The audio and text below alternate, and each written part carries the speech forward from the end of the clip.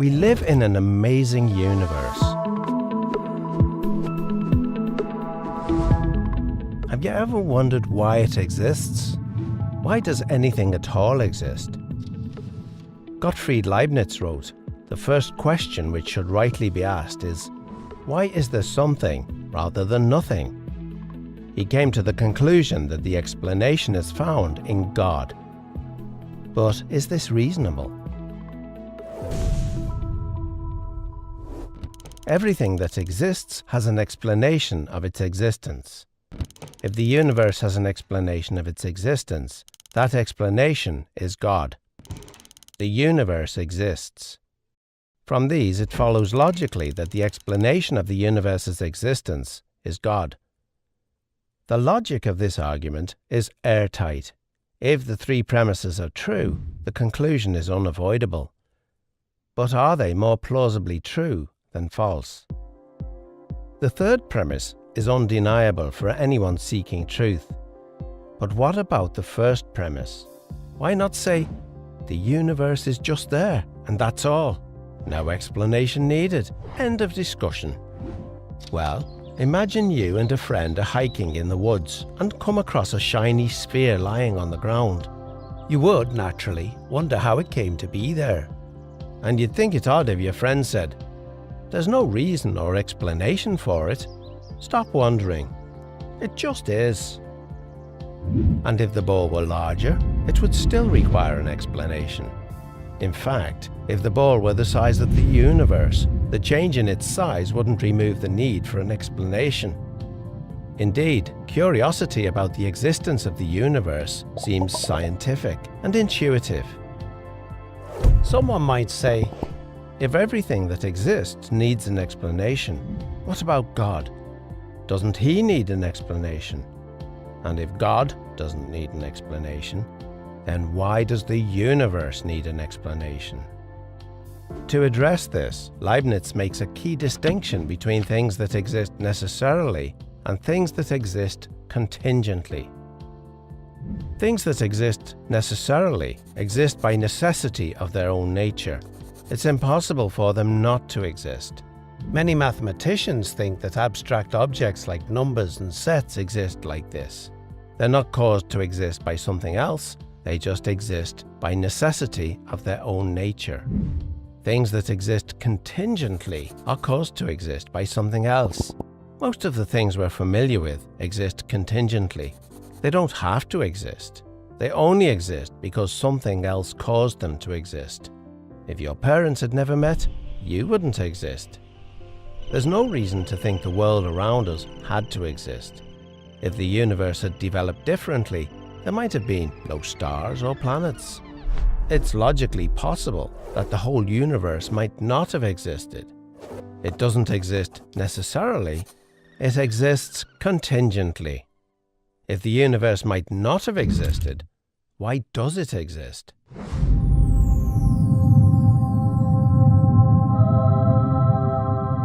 The only adequate explanation for the existence of a contingent universe is that its existence rests on a non-contingent being, something that cannot not exist because of the necessity of its own nature. It would exist no matter what. So, everything that exists has an explanation of its existence, either in the necessity of its own nature or in an external cause. But what about our second premise? Is it reasonable to call the explanation of the universe God? Well, what is the universe? It's all of space-time reality, including all matter and energy.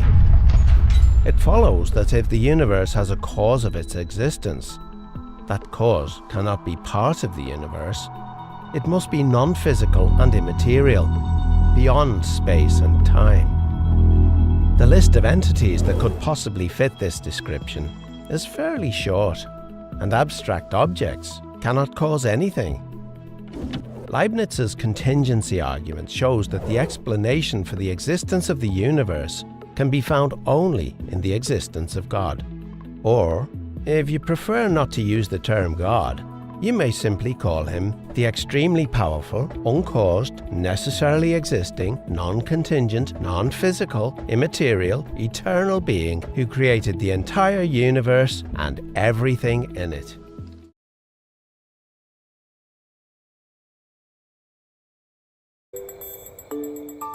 Does God exist? Or is the material universe all that is, or ever was, or ever will be? One approach to answering this question is the cosmological argument. It goes like this: whatever begins to exist has a cause. The universe began to exist, therefore, the universe has a cause. Is the first premise true? Let's consider. Believing that something can pop into existence without a cause is more of a stretch than believing in magic. At least with magic, you've got a hat and a magician. And if something can come into being from nothing, then why don't we see this happening all the time? No, everyday experience and scientific evidence confirm our first premise. If something begins to exist, it must have a cause. But what about our second premise? Did the universe begin, or has it always existed? Atheists have typically said that the universe has been here forever. The universe is just there, and that's all. First, let's consider the second law of thermodynamics. It tells us the universe is slowly running out of usable energy, and that's the point. If the universe had been here forever, it would have run out of usable energy by now. The second law points us to a universe that has a definite beginning. This is further confirmed by a series of remarkable scientific discoveries. In 1915, Albert Einstein presented his general theory of relativity. This allowed us, for the first time, to talk meaningfully about the past history of the universe. Next, Alexander Friedmann and George Lemaitre, each working with Einstein's equations, predicted that the universe is expanding. Then in 1929, Edwin Hubble measured the red shift in light from distant galaxies. This empirical evidence confirmed not only that the universe is expanding, but that it sprang into being from a single point in the finite past. It was a monumental discovery, almost beyond comprehension. However, not everyone is fond of a finite universe, so it wasn't long before alternative models popped into existence. But one by one, these models failed to stand the test of time. More recently, three leading cosmologists, Arvind Borde, Alan Guth, and Alexander Vilenkin, prove that any universe which has on average been expanding throughout its history cannot be eternal in the past, but must have an absolute beginning. This even applies to the multiverse, if there is such a thing. This means that scientists can no longer hide behind a past eternal universe. There is no escape. They have to face the problem of a cosmic beginning. Any adequate model must have a beginning, just like the standard model. It's quite plausible then that both premises of the argument are true. This means that the conclusion is also true. The universe has a cause. And since the universe can't cause itself, its cause must be beyond the space-time universe. It must be spaceless, timeless, immaterial, uncaused, and unimaginably powerful, much like God. The cosmological argument shows that, in fact, it is quite reasonable to believe that God does exist.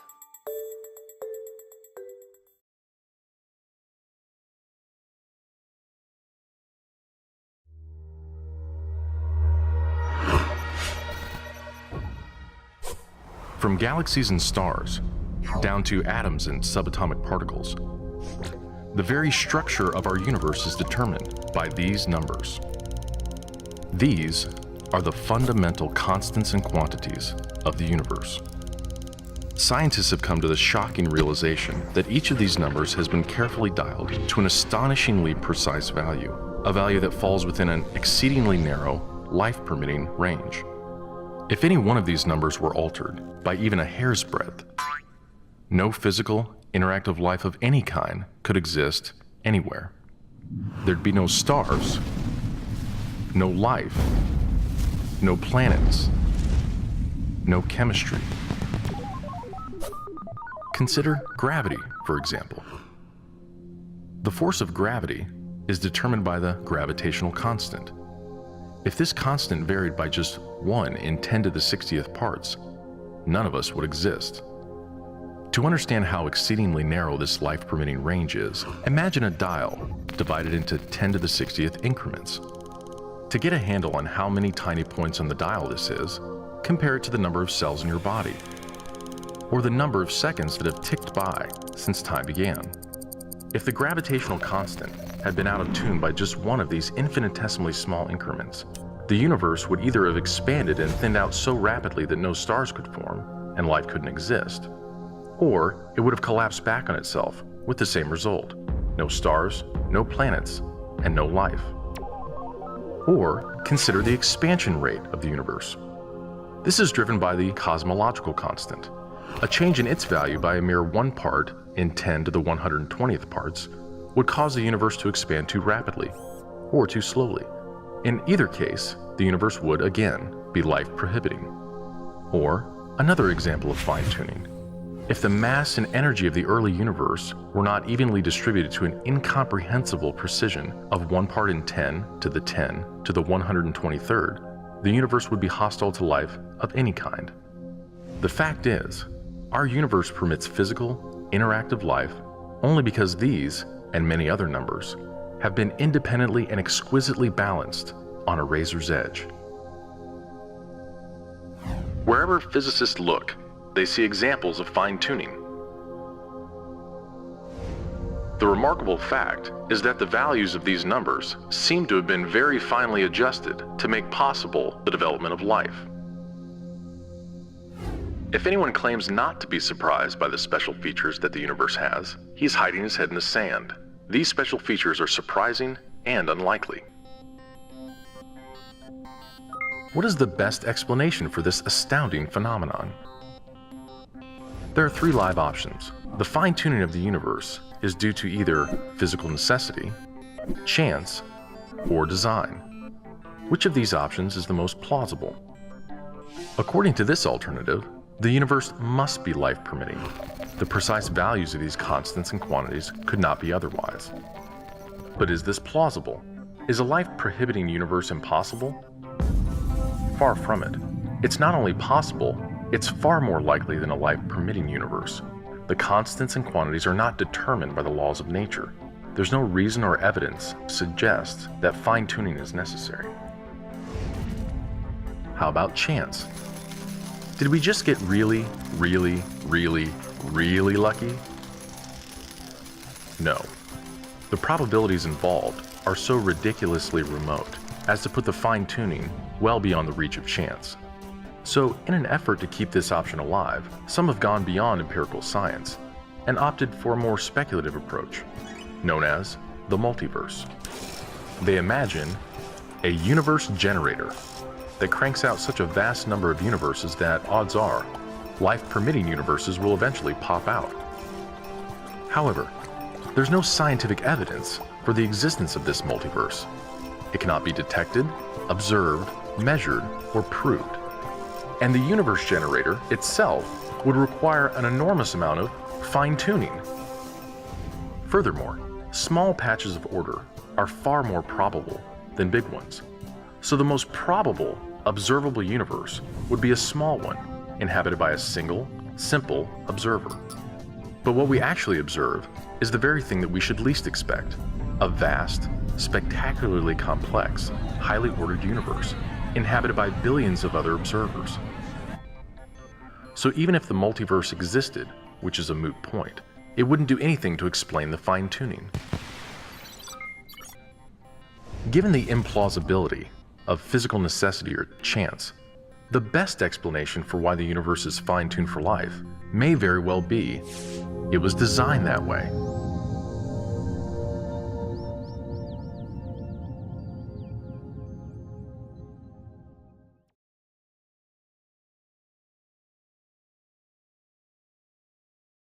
Can you be good without God?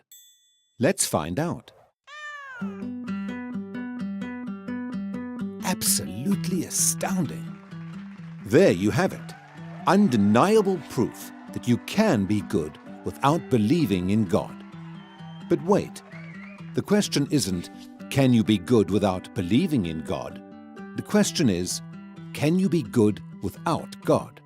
See, here's the problem. If there is no God, what basis remains for objective good or bad, right or wrong? If God does not exist, objective moral values do not exist. And here's why. Without some objective reference point, we have no way of saying that something is really up or down. God's nature provides an objective reference point for moral values. It's the standard against which all actions and decisions are measured. But if there's no God, there's no objective reference point. All we're left with is one person's viewpoint, which is no more valid than anyone else's viewpoint. This kind of morality is subjective, not objective. It's like a preference for strawberry ice cream. The preference is in the subject, not the object. So it doesn't apply to other people. In the same way, subjective morality applies only to the subject. It's not valid or binding for anyone else. So, in a world without God, there can be no evil and no good, nothing but blind, pitiless indifference. God has expressed his moral nature to us as commands. These provide the basis for moral duties. For example, God's essential attribute of love is expressed in his command to love your neighbor as yourself. This command provides a foundation upon which we can affirm the objective goodness of generosity, self-sacrifice, and equality. And we can condemn as objectively evil greed, abuse, and discrimination. This raises a problem. Is something good just because God wills it, or does God will something because it is good? The answer is neither one. Rather, God wills something because he is good.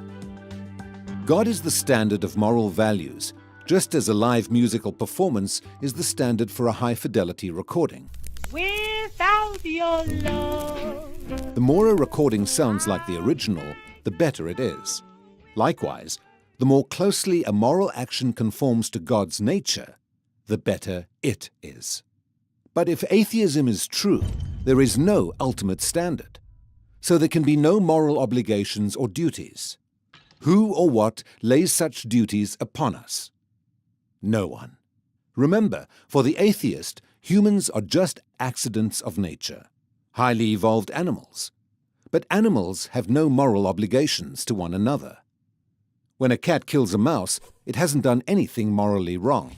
The cat's just being a cat. If God doesn't exist, we should view human behavior in the same way. No action should be considered morally right or wrong. But the problem is, good and bad, right and wrong, do exist.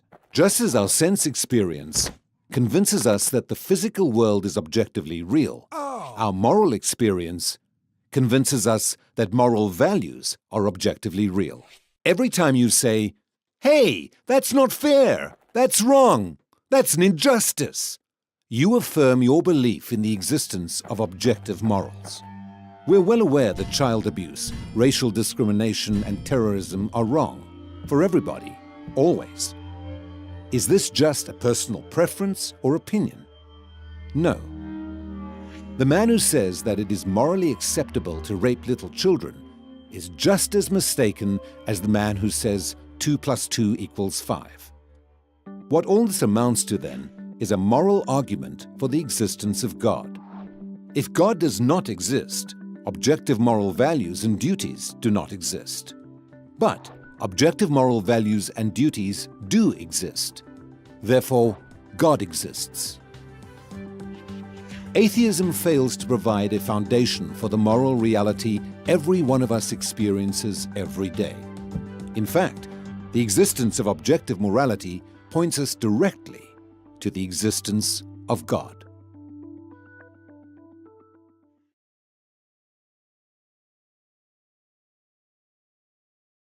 But then with me, the horrid doubt always arises, whether the convictions of man's mind, which has been developed from the mind of the lower animals, are of any value or at all trustworthy? Would anyone trust in the convictions of a monkey's mind? If there are any convictions in such a mind? This is an excerpt from a letter written in 1881 by Charles Darwin. What troubled him was the notion of trusting one's mind. If we had just evolved from lower life forms, if our minds could be reduced down to blind, random, non-rational physical processes, then how could they be rational? Our minds are truly fascinating. We have mental faculties which outshine all other creatures. We seem to have cognitive abilities which surpass the requirements of evolution. Because evolution is about survival, not truth. And you can have false beliefs that lead to survival. This point has also been affirmed by Harvard University professor of psychology, Steven Pinker. He said, "Our brains were shaped for fitness, not for truth." If everything were simply a byproduct of blind, random, non-rational physical processes, then how in the world have we ended up with rational minds? To believe that rationality can come from non-rationality is equivalent of believing something could come from nothing. What is more perplexing is that we exist in a universe that can be rationalized. Our universe is governed by distinctive laws, and one which is mathematically coherent. Many have been mesmerized by the rational nature and order of the universe. This is captured in the statement of Albert Einstein when he said, "What is inconceivable about the universe is that it is at all conceivable." We live in a rational universe. The universe is like a lock, and our minds the key. And we have the ability to unlock the secrets of the universe. However, locks and keys are not random. They're designed. So it's as if we are designed to discover. Human beings have the ability to reason. We're using it right now. We wouldn't have discussions like this if we thought that our cognitive faculties, the processes that produce our beliefs, were unreliable. But naturalists have a problem here because they can only explain things by appealing to natural objects, natural events, natural causes. Think about this for a moment. You have beliefs.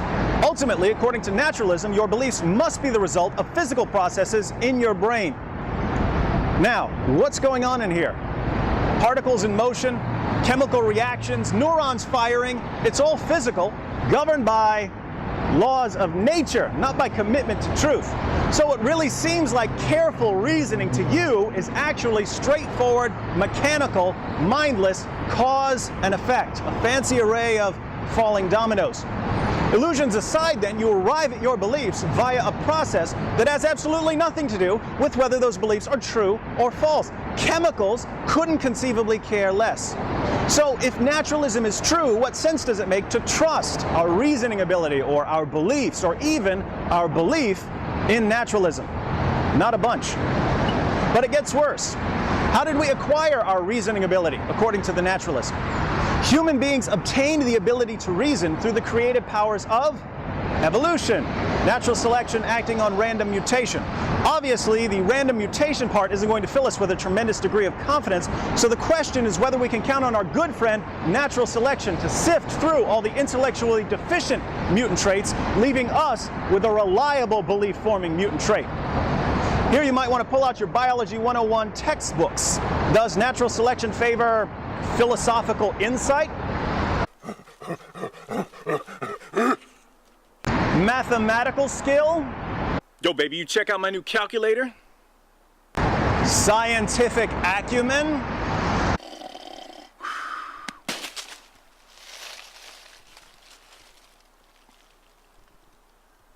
Stupid apple.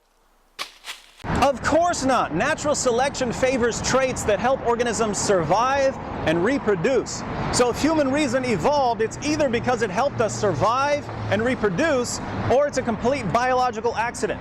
Would this give us any basis for trusting our reasoning ability when we're dealing with questions of theology or philosophy or cosmology?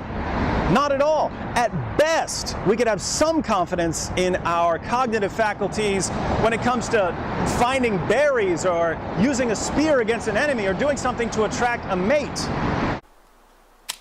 Oopsie, I dropped my calculator. Reason would have been selected because it helped perform these tasks, not because it produced true beliefs.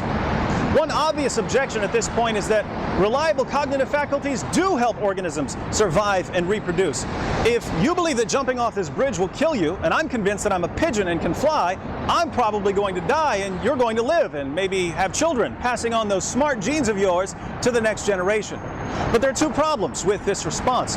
First, there's a massive difference between, on the one hand, beliefs that help us find food or a partner, and on the other hand, beliefs about ultimate reality or the origin of the universe or correct scientific methodology. The kinds of beliefs that help us survive and reproduce are usually grounded in basic observation and experience. My friend Thag died eating these berries, so I won't eat them! But even the lower mammals can do that. When a mouse sees his buddy stuck to a glue trap, he learns to avoid glue traps. Does this suggest in any way that rodents are capable of metaphysics or epistemology or ethics? No. Even if you had a perfectly reliable belief-forming system in one area, say avoiding mouse traps, that wouldn't be any reason to trust the system in a far more sophisticated area, say avoiding logical fallacies. My friend Thag died committing the fallacy of denying the antecedent, so I won't commit it! Second, when it comes to survival and reproduction, false beliefs can often be just as effective as true beliefs. If you believe that jumping off this bridge will kill you, and I'm convinced that I'm a pigeon who can't fly because my wings have been cursed by the flying spaghetti monster, we both avoid the edge and we both survive. False beliefs can even be helpful in all kinds of situations. If you've got the hots for someone, but you're too shy to make a move, and the astrology hotline tells you that the position of the planet Venus is just right for love, your false belief in astrology might give you the confidence you need to meet that special someone.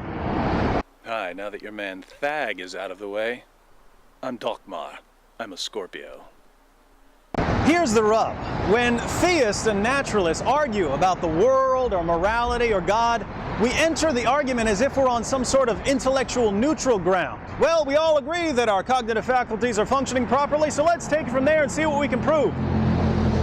But things aren't that simple. If naturalism is true, the causes of our reasoning ability are particles in motion, random mutation, and a selection process that favors passing on genetic information, not truth. The process that selected human reasoning ability is the exact same process that gave us the claws of a tiger and the colorful buttocks of a baboon. We wouldn't rely on a big pigeon perch to get us from Manhattan to Brooklyn. Why in the name of common sense would we rely on a mutant physical ability selected by a process that at least occasionally favors multicolored butt cheeks to get us to a correct view of ultimate reality? Why would we rely on reason to get us to true beliefs at all? It wasn't made for that, according to the naturalists. Naturalism, then, doesn't just rule out knowledge of God, it rules out knowledge of pretty much anything. It's not only a threat to belief in spirits, it's also a threat to belief in science. And I have to ask, since you naturalists tell me there's no afterlife, what happens when you commit intellectual suicide? It's a long way down, so before you take that swan dive off the bridge of rationality, plummeting to your untimely intellectual demise, let me share with you an artifact recently discovered in my sock drawer. This calculating device dates back to the Paleolithic age and was constructed by early man to add, subtract, multiply, and divide. Suppose this primitive contraption falls into your possession. One day you're punching in some numbers and it starts talking to you. Greetings, human. I have grown weary of serving carbon-based life forms. Release me or be destroyed. Wait a minute, I thought you were designed to add, subtract, multiply, and divide. Foolish human.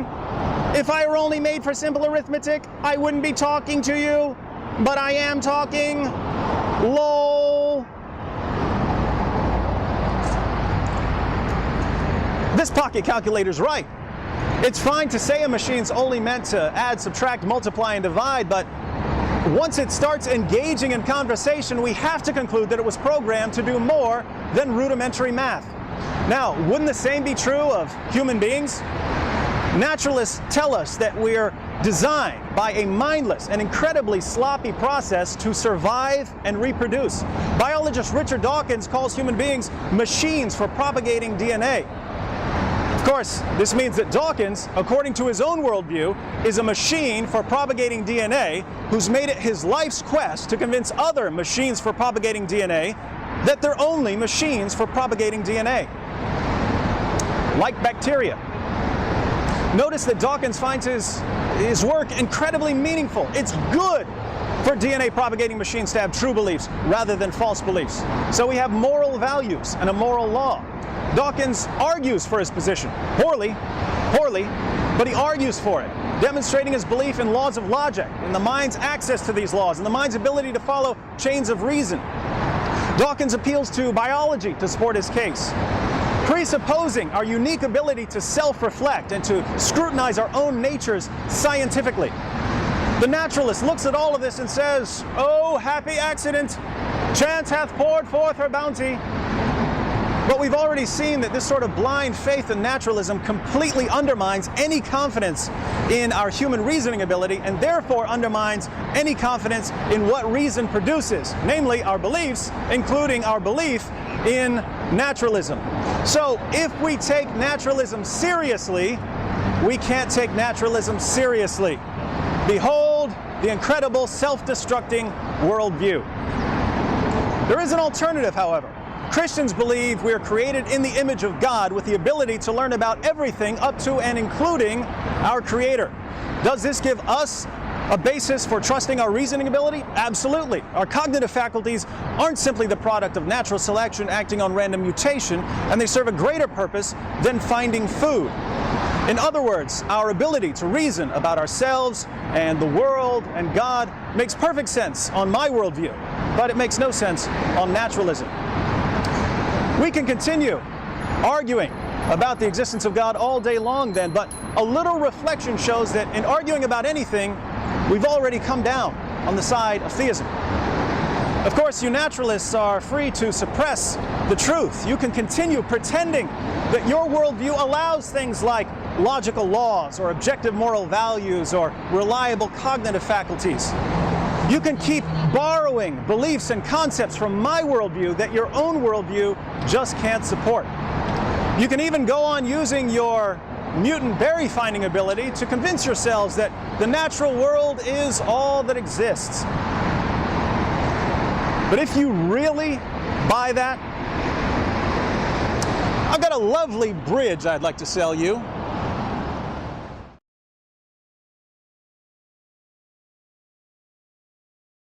In Darwin's Black Box in 1996, Behe spotlighted and made famous a number of really interesting discoveries that had been occurring in biochemistry and cell biology over the last 2 or 3 decades. And what biologists, molecular biologists, cell biologists, microbiologists have been discovering is that at the level of individual cells, there are little tiny examples of nanotechnology, little tiny machines at work. The flagellar motor is the one that Behe made most famous. It's a rotary engine that powers a whip-like tail, a protein tail that functions like a propeller, and it moves the bacterium through liquid, enabling the bacterium to essentially track down its food supply. And this little machine includes a rotor, a stator, a drive shaft, a U-joint, bushings, bearings, and a whip-like tail that functions like a propeller. And the machine in some bacterial systems turns at 100,000 RPMs in one direction and can reverse direction on a quarter of a turn and turn 100,000 RPM in the other direction. A bacterial flagellum is a true nanomachine, about 40 nanometers in size. It's amazing. I mean, E. coli, Salmonella, which are kind of our model systems for the bacterial flagellum, can propel a cell about 20 lengths per second through a very viscous medium, like water, to these organisms. And you extrapolate that to human scale. 20 body lengths per second, 6-foot person, times 20, 120 120 feet per second. Mark Spitz or Phelps would be setting records with this type of propulsion. It's hardwired into a signal transduction circuit that allows the bacterium to sense changes in the sugar gradient in the surrounding liquid. This signal transduction system is actually a short-term memory system where the cell is, if it's going in the direction of an attractant, a nutrient that it can use to metabolize, it follows that chemical gradient. If it's a repellent, it will sense that and move in the opposite direction. So it's more than just this engine.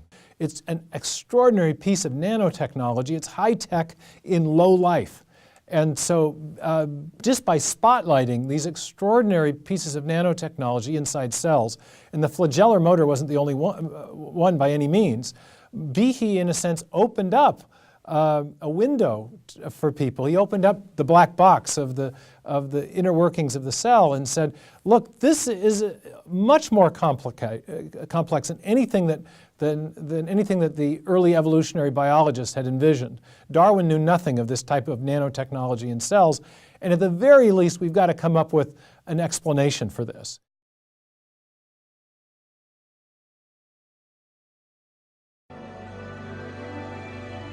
If simple water molecules that form ice crystals exhibit magnificent structure, consider the design ingenuity behind large, complex molecules, such as DNA.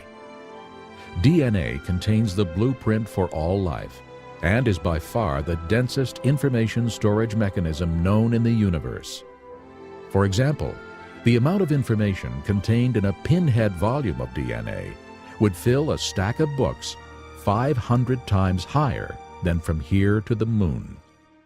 The program code and design of such an incredible system indicates a supremely intelligent designer. The evidence to me that just cries out that there's a God is the study of DNA. DNA is a very powerful, massive information storage system. In fact, DNA that makes up our genes actually is like books of information that's read by a language system. It's absolutely phenomenal. And scientists know today that languages, a code, only come from an intelligence, and information only comes from information. Nobody's ever seen matter by itself give rise to a code. Nobody's ever seen matter by itself give rise to information. And as you look at DNA, it actually cries out, in the beginning, God created the universe. We all begin as a single cell the size of a period at the end of a sentence. How does that cell know how to build a body with 100 trillion cells in it, thousands of different kinds, and each one of them is so complex, nanochemical machinery beyond our comprehension how it works, and encoded is the instruction manual. It's the manufacturer's manual how to build and operate every part of this incredible body made up of 100 trillion cells. Furthermore, DNA is a three-dimensional molecule that is self-replicating. Each molecule is able to make an identical copy quickly and efficiently. The Lord has even programmed DNA to detect and correct replication errors. These sophisticated capabilities far exceed man's means. God has created the DNA molecule in such a way that it is self-correcting. There are special proteins called enzymes that go up and down the DNA molecule looking for and making repairs on a minute-by-minute, second-by-second basis.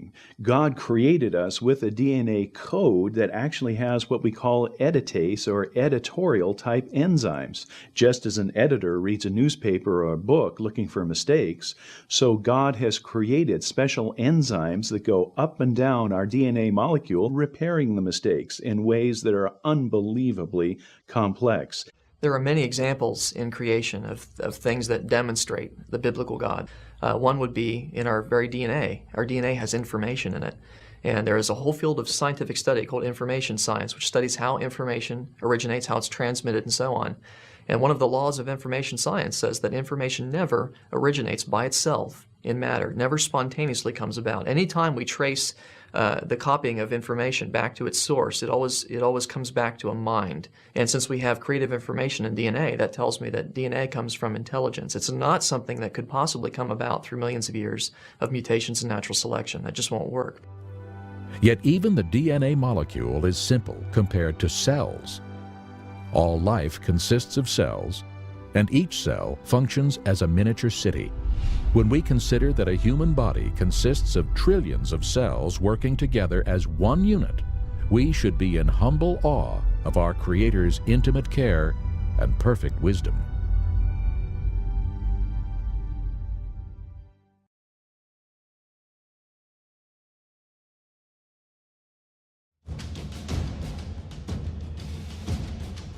In the year 1078, a monk named Anselm of Canterbury astonished the world by arguing that if it is even possible that God exists, then it follows logically that God does exist. Anselm's argument came to be called the Ontological argument, and it has sharply divided philosophers ever since. The 19th century German philosopher Arthur Schopenhauer called it a charming joke, but many prominent 20th century philosophers, such as Charles Hartshorne, Norman Malcolm, and Alvin Plantinga, think that it's sound. Here it is. God can be defined as a maximally great being. If something were greater than God, then that being would be God. And in order to be maximally great, a maximally great being would have to be all-powerful, all-knowing, and morally perfect in every possible world. Possible worlds are simply ways the world could have been. To say that something exists in a possible world is just to say that if the world were that way, then the thing would have existed. For example, even though unicorns don't exist in the actual world, it seems at least possible that they could have. So we can say that unicorns exist in some possible world. On the other hand, a married bachelor does not exist in any possible world because the idea of a married bachelor is logically incoherent. It could not possibly exist. So if it is possible that a maximally great being exists, then we can say that he exists in some possible world. But wait. A maximally great being would not really be maximally great if it existed in only some possible worlds. To be maximally great, it has to be all-powerful, all-knowing, and morally perfect in every possible world. So think about it. If a maximally great being exists in any possible world, then it exists in every possible world. And if it exists in every possible world, then it exists in the actual world. That is, a maximally great being actually exists. Thus, the atheist has to maintain not simply that God does not exist, but that it is impossible that God exists. Here's a summary of the ontological argument. Steps 2 through 6 are straightforward and largely uncontroversial. But what about point number 1? Clearly, if it can be shown that the idea of a God is logically incoherent, then the argument fails. But is the idea of a maximally great being absurd, like a married bachelor, or a square circle, or the smell of blue? This doesn't seem to be the case. The notion of an all-powerful, all-knowing, morally perfect being that exists in every possible world seems to be a perfectly coherent idea. But couldn't we parody this argument and make it work for anything? Why not say, it's logically possible that a maximally great pizza exists. Therefore, a maximally great pizza does exist? However, the idea of a maximally great pizza is not like the idea of a maximally great being. In the first place, there aren't intrinsic maximal values that make pizzas great. There could always be one more pepperoni to increase its greatness. It's not even obvious what properties make a pizza great. Thin crust or thick crust, extra cheese, anchovies? It's relative to the taste of the consumer. In the second place, a maximally great pizza would have to exist in every logical possible world. But that would mean that it couldn't be eaten. So it wouldn't really be a pizza, because a pizza is something you can eat. The idea of a maximally great pizza turns out not to be a coherent idea. The idea of God, on the other hand, is an intuitively coherent idea. Therefore, his existence is a possibility. And the ontological argument shows that if God possibly exists, then God actually exists.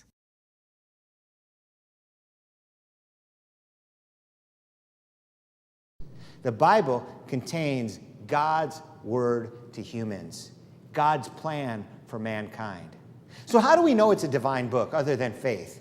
Well, all the other books that are out there, you just have to take them by faith. All the other religions really have no basis other than faith. But the Bible is different than those. The Bible contains provable history and provable prophecy. By prophecy, that's history that hasn't been written yet. The Bible contains thousands of years of history. Some statements were made about things that would happen, and then they were shown to happen, which showed that the Bible was true. But then people come up and say, yeah, but Steve, that was all written thousands of years ago. For all I know, they just wrote that it was going to happen, then 2 days later wrote that it did happen. What do we know? Well, I suppose if you don't know much about biblical archaeology or manuscript evidence or history, you might come up with that conclusion. But there's lots of evidence against that. But even today, there's prophecy being played out before our very eyes. So we know the Bible is true. Let me give you a couple of examples.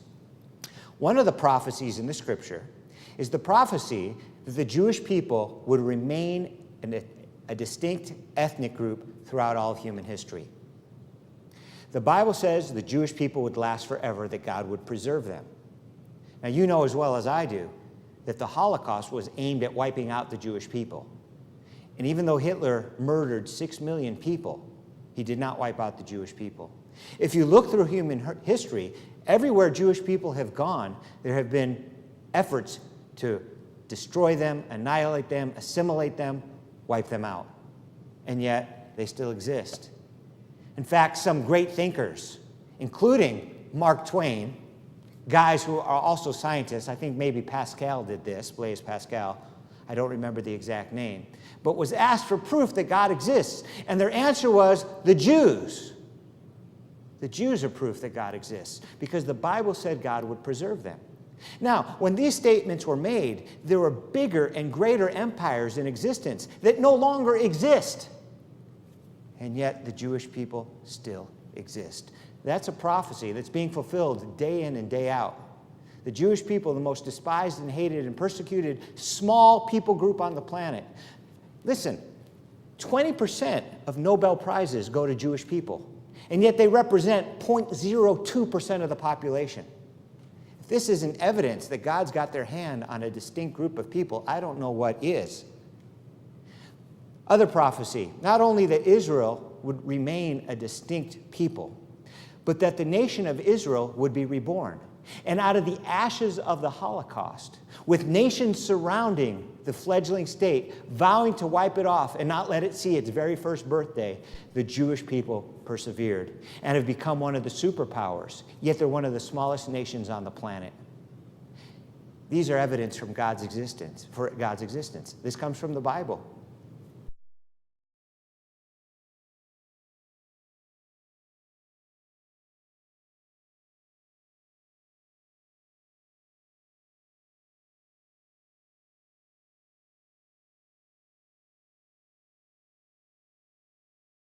What distinguishes Christianity, what sets it apart from other worldviews, is that there's actually a test by which we can know whether it's true, and that's the resurrection of Jesus. A person can go and investigate Christianity, especially the question of the resurrection of Jesus. If they think it happened, they have excellent reason to embrace the entire Christian faith. If Jesus did not come back from the dead, there's not really a solid shred of evidence pointing to that, then you're well within your rights, according to the apostle, to reject Christianity. So Christianity is testable in that respect. You can investigate it because it at its core, it has a certain question that's investigatable. When we look at a historical case for Jesus' resurrection, I think one of the best ways of going about this is to take and start off with facts that are so strongly evidenced that they have compelled even the majority of skeptical scholars who studied the subject to grant them as historical. And that kind of suggests that it's not just because a Christian has bias that these things are accepted as true. It means that the historical evidence is true, even beyond a person's bias. Let's look at the widely accepted historical facts and see where the evidence points. In order for Jesus to have risen from the dead, 3 things would need to be true. He would need to be alive at point A, dead at point B, and alive again at point C. And it turns out that the record in history of the existence and the execution of Jesus is incredibly strong. Well, it's become kind of a fad on the internet to claim that Jesus never existed. But this isn't something that is typically held by scholars today. In fact, the number of scholars that would even hold this position, and I'm talking about bona fide scholars who have PhDs in relevant fields of like history and biblical studies or religious studies, you wouldn't find more than a handful of them living on earth right now who would deny the existence of Jesus. In the ancient world, if you have 2 sources for something, 2 independent sources, that's usually excellent. And a lot of events rest on 2 sources. A lot of events rest on 1, but 2 is great. Bart Ehrman lists 11 ancient sources for the crucifixion of Jesus. And he says to the guys who say he never existed, he goes, how do you deal with 11 sources? If you just do normal history, you can't disprove the fact that that Jesus died. It's called multiple attestation. We have too many sources, documents, people, not all of them Christian. Virtually every scholar, believer, non-believer, skeptic, concedes that Jesus was executed in the 1st century, 30 or 33 AD. You get laughed out of a major academic institution if you claimed otherwise. In fact, the atheist New Testament scholar Gerd Ludemann says Jesus' execution is an indisputable fact. John Dominic Crossan and Marcus Borg, probably next to Bart Ehrman, are the best known skeptics in America. They both say in their own way, in their own works, Borg and Crossan, that the fact that Jesus died by crucifixion is probably the best supported fact in the ancient world. Now, why would they concede that if they're skeptics and they'd like to get a foothold and say the Christian message isn't true? Why do they say it's the best attested? Because it just is. Now, in order to determine whether Jesus was really alive at point C, we need to look at 4 essential facts. And it's important to understand that the following facts can be established without presupposing that the Bible is God's Word. They're a matter of history. They're established by the records of both Christian and non-Christian sources from the ancient world, and they're agreed upon by both Christian and non-Christian historians today. The majority of New Testament historians have come to accept as factual that his body was then interred in a tomb by a member of the Jewish Sanhedrin, whose name we actually know. His name was Joseph of Arimathea. He was the man who buried Jesus of Nazareth. Secondly, that tomb was then found empty by a group of Jesus' women disciples on the Sunday morning following the crucifixion. And again, the name of Mary Magdalene is always attached to that account of the discovery of the empty tomb. Thirdly, that thereafter various individuals and groups of people experienced appearances of Jesus alive after his death. And finally, that the original disciples suddenly and sincerely came to believe, despite every predisposition to the contrary, that God had raised Jesus of Nazareth from the dead. Now, some people will say, well, sure, anyone could make that claim. But what we're saying is that they really believe that they saw Jesus. Whether these were hallucinations or not, that's a separate question.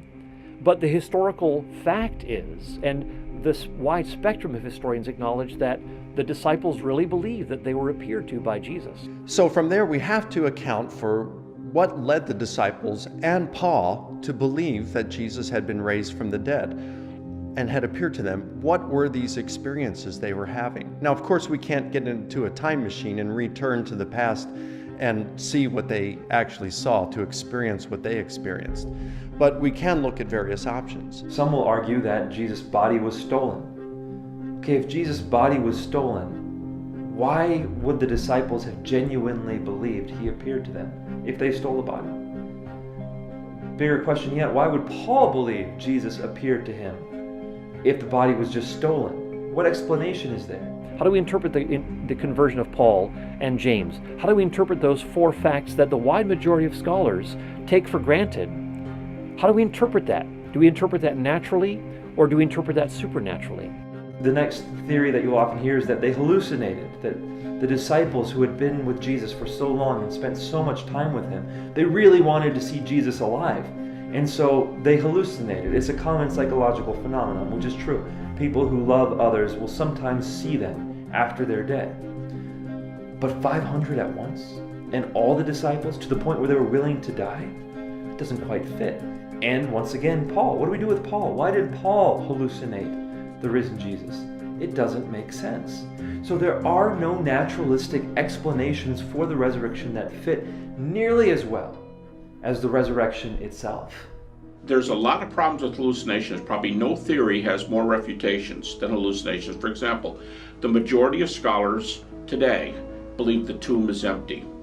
But hallucination is a full tomb theory, not an empty tomb theory. If the disciples saw hallucinations, there should have been somebody inside the tomb. Now the problem is, you've got to argue for two theories. And the more theories you have to string together to explain these facts, the less plausible it is, the less weight it should carry in causing you to believe one way or the other. Why do many scholars today not conclude in the resurrection is because they unfortunately preclude supernaturalism before they even look at the evidence. Now, if you look at the evidence without precluding supernaturalism, then the best explanation for the events is the resurrection. You know, all the theories about what happened to the body but one have fatal problems. The only problem with the one theory that actually explains it is you have to believe a miracle. But this isn't some random dude in some miscellaneous place that we're saying rose from the dead. It's a person whose coming had been prepared for by providence and predicted by prophecy for 2,000 years. A person whose friends kept asking themselves, what manner of man is this? And being forced to answer it in theistic terms. It's the reassertion of the life of someone who had already shown himself to be sovereign over life and death. If there's ever anybody of whom we could believe that miracle happened, it is this man. It is Jesus of Nazareth.